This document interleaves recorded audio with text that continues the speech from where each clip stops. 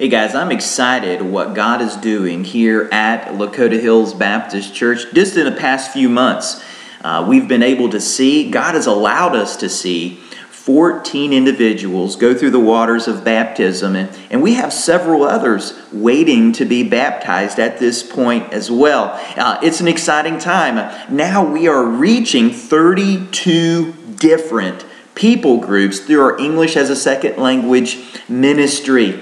Through that, we have a Spanish church plant. Through that, we now have a South Korean church plant.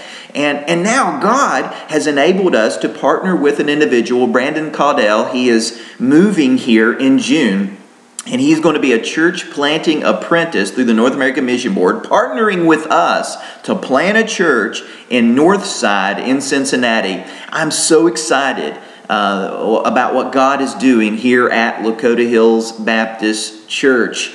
I don't know if you realize it or not, but over the 400,000 churches that are in our country, only 5% reach the number of people that we are reaching on a weekly basis.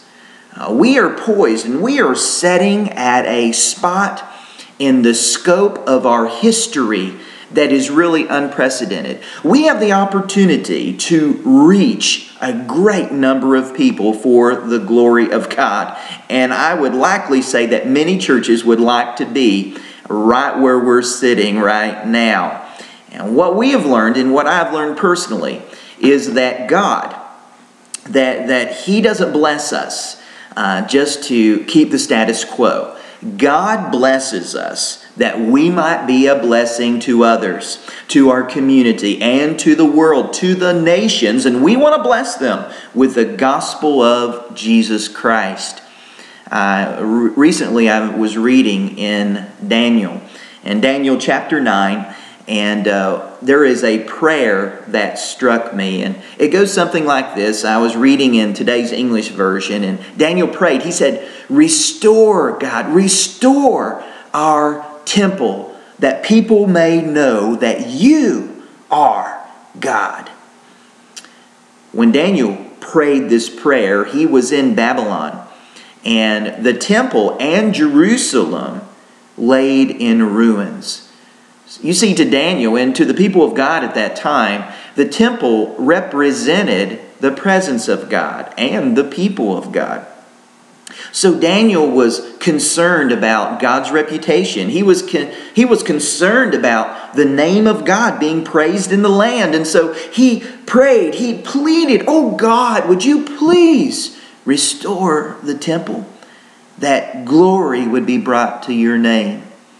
I was thinking about that, and our building here at Lakota Hills, our campus here at Lakota Hills, it does represent God in the community. And that's why we're really doing the Restore project. You see, in Restore, we've looked at a few areas that need some extra attention. One of those is resealing and lining the parking lot. Another is putting new carpet throughout our educational space, and also doing painting throughout our educational space. And we've estimated this cost to be $30,000. And what I'm asking you to do is to sacrificially give beyond your regular tithe and offering to the Restore project. Now, I want you to understand something. I'm not asking you to do anything that I'm not personally willing to do. Robin and I have talked and we've prayed about this, and we have decided that we'll give $1,000 to the Restore project over and above our regular giving. Now, listen, I know that not one gift any gift is not more important than any other gift. Each gift, there's not a gift too large, there's not a gift too small. Each gift represents a sacrifice of that individual giving.